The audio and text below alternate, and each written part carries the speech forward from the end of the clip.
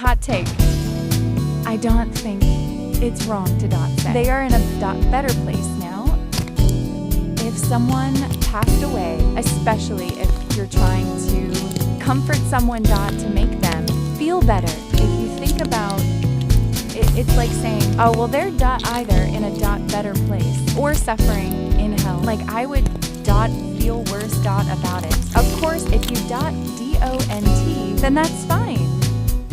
Anyways, Rosie out.